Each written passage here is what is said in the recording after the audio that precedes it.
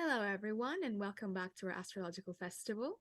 Today, with us, we are very happy to have Kathryn Silverton, who is an astrologer certified by the American Federation of Astrologers. Thank you very, very much, Kathryn, for joining us today. You're so welcome. Thank you for having me. I appreciate it. So, Kathryn, would you like to tell our viewers how your journey with astrology started?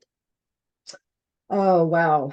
Um, well, the long story is when I was 7 years old, I was walking home from school one day and I heard a little voice in my head which said, there's a system outside of ourselves which we can't necessarily see, but we can measure it.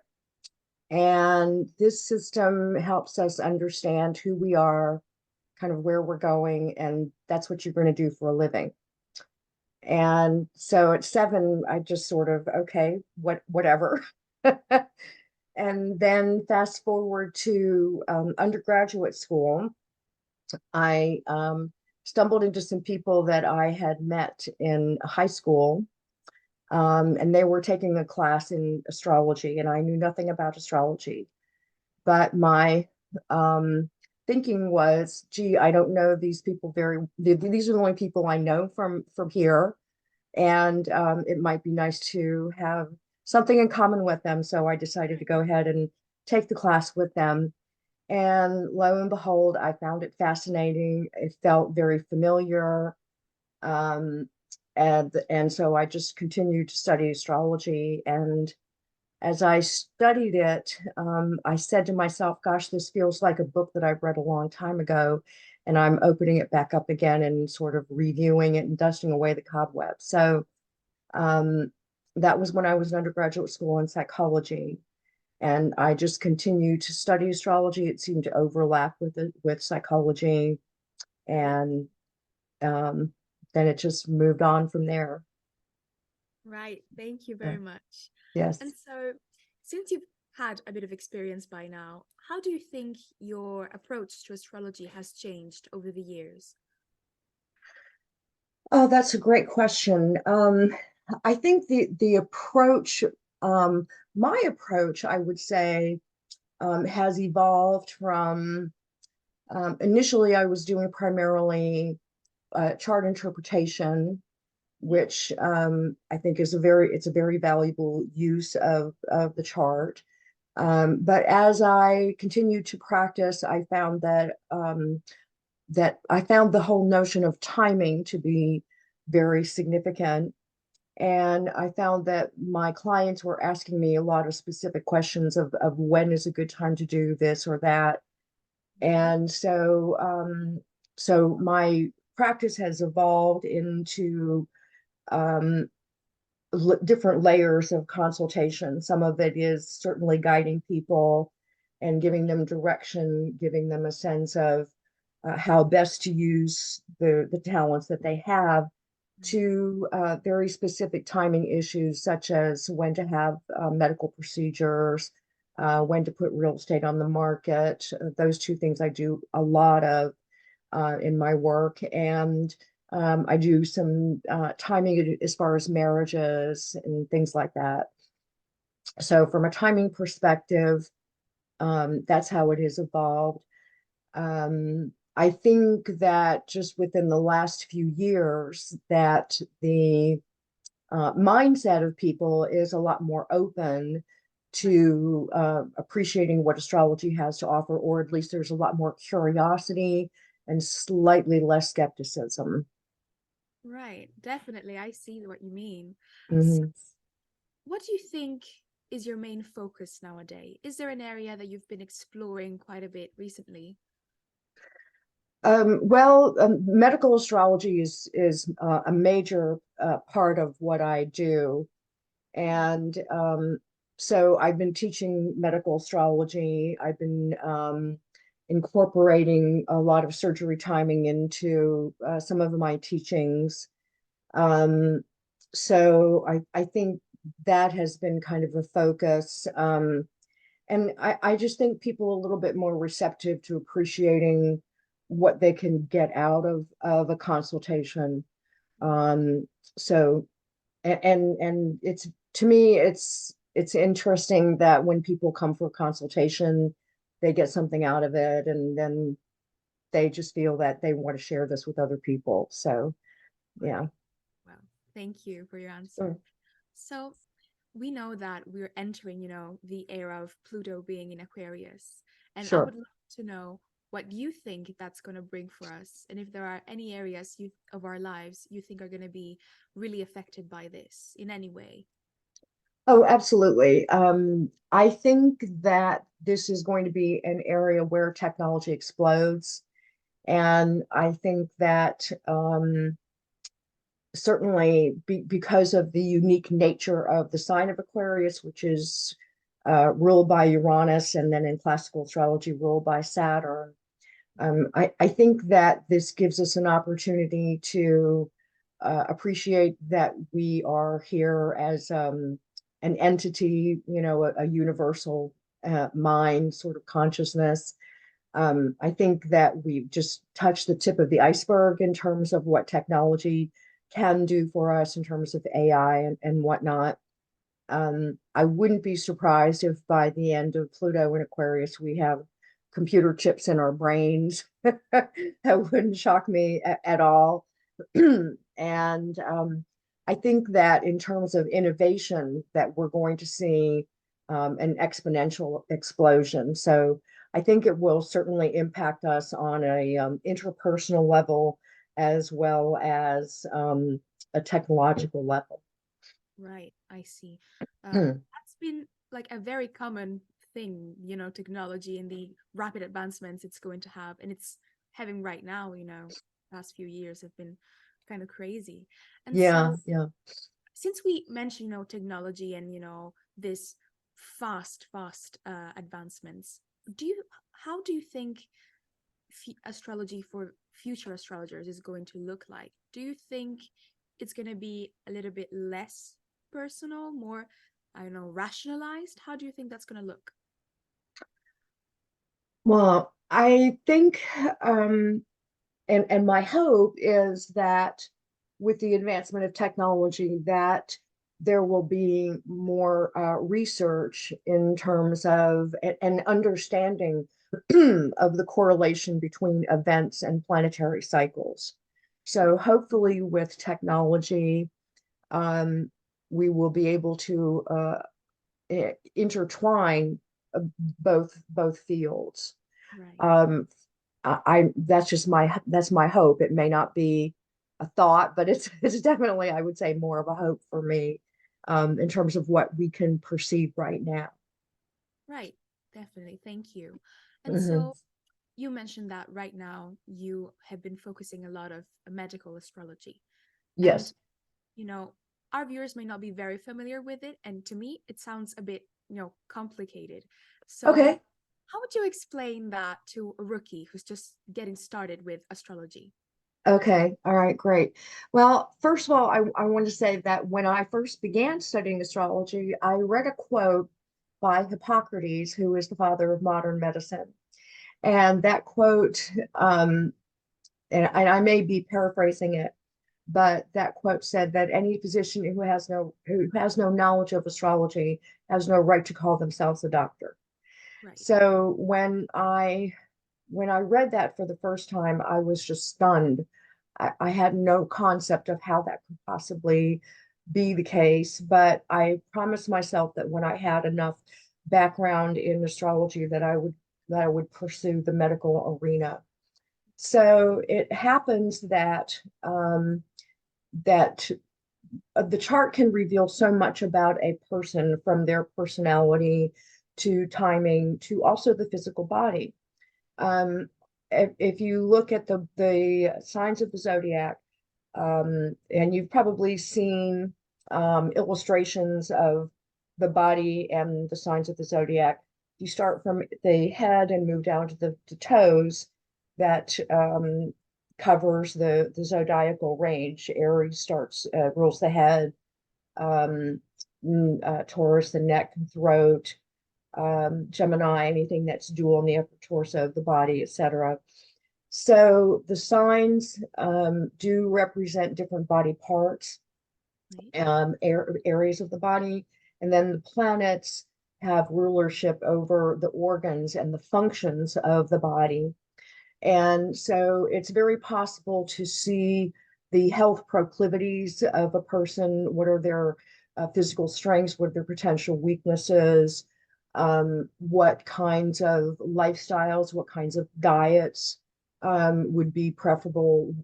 How do people make choices in terms of their health? Um, and then moving the chart forward, looking at stressful influences that could possibly manifest on a physical and health level. So the chart is a reflection of us on so many different levels, and the physical body is one of those. So I've been doing medical astrology for probably 30 years.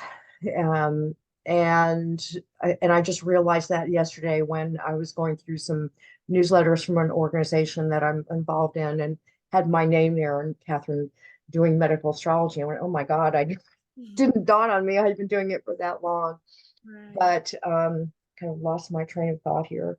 Um, but any event, I found when I started doing timing that my clients would come back and say to me, oh, gee, this procedure went very well. And the doctor actually commented on how well it went, but also on how quickly I recovered.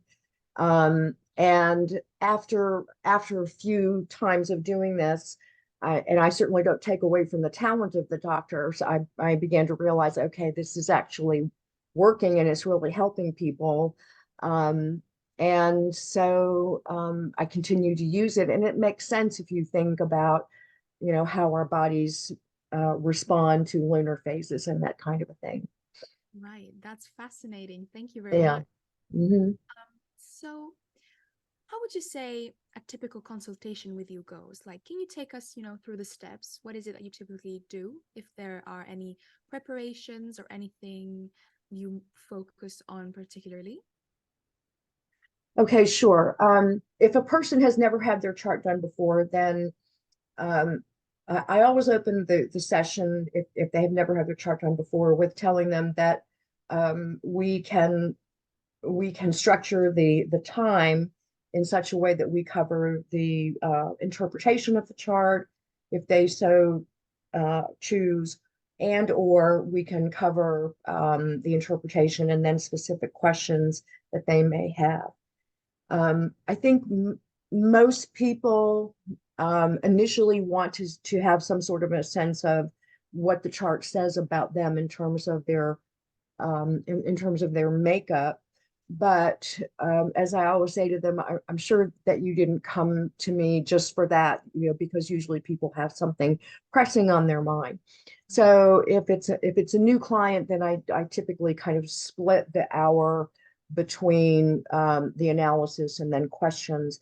If it's a client who has come to me before, then we usually just dive into their particular questions, and those may be health related, business related, relationships, money, career, yeah, you name it.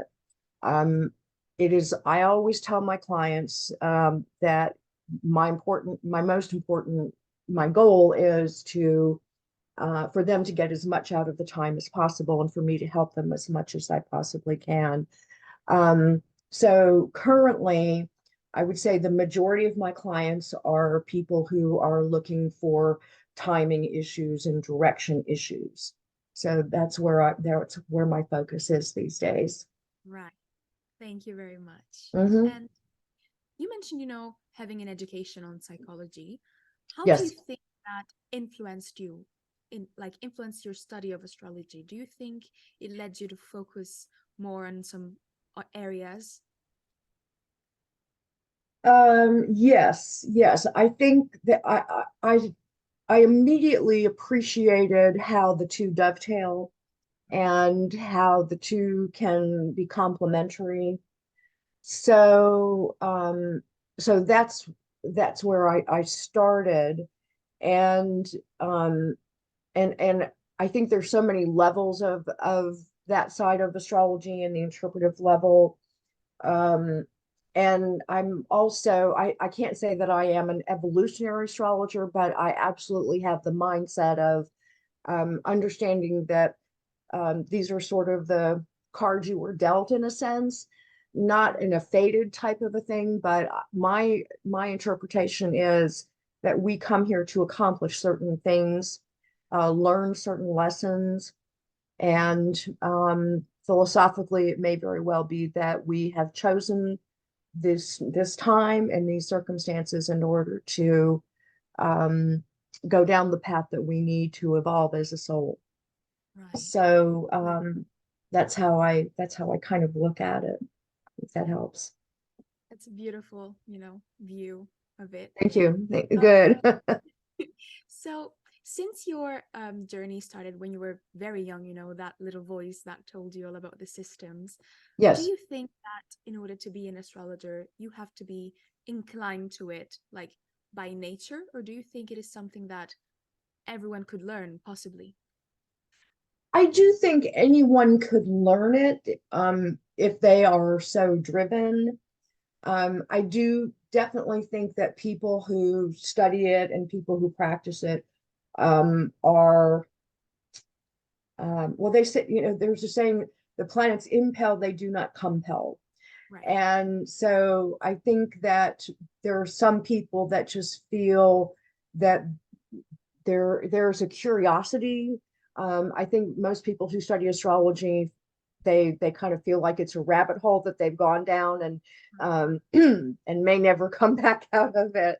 Um, but I think I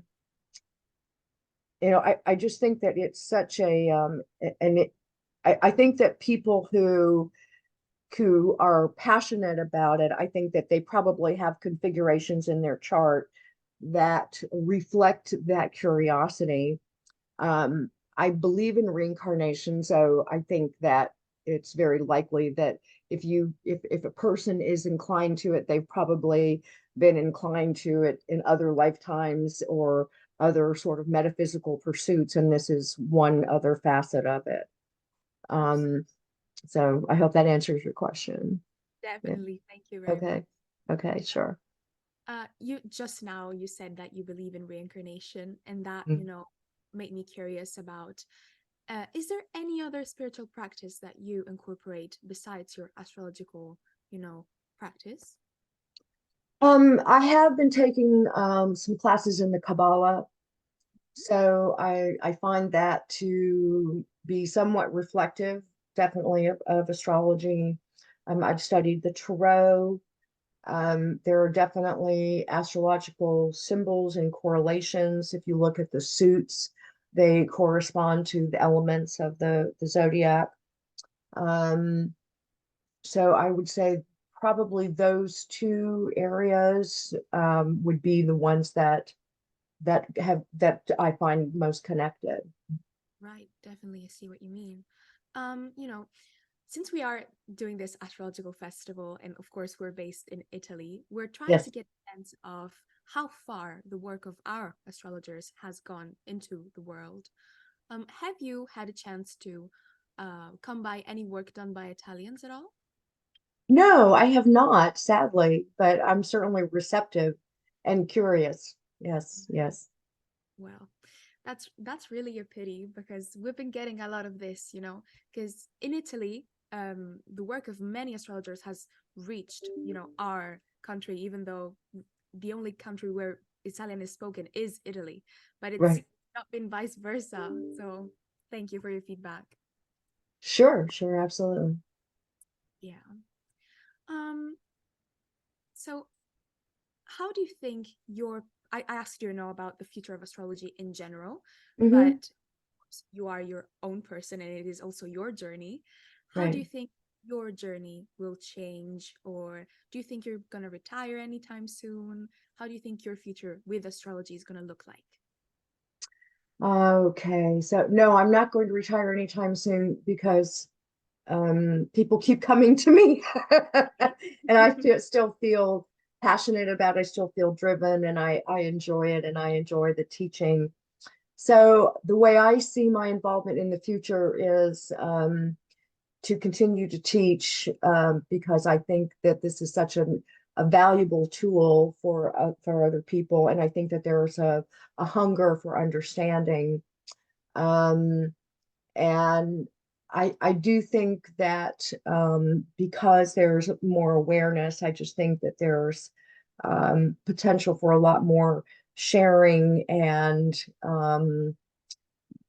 broadening the whole study and seeing how it is reflected on so many different levels of our lives. Um, Personally, I'm I'm very involved. I'm the president of the Astrological Society here in Atlanta, Georgia. I'm on the board of directors of the American Federation of Astrologers. And in fact, we're doing a conference in October on medical astrology. So I'll be presenting some lectures there.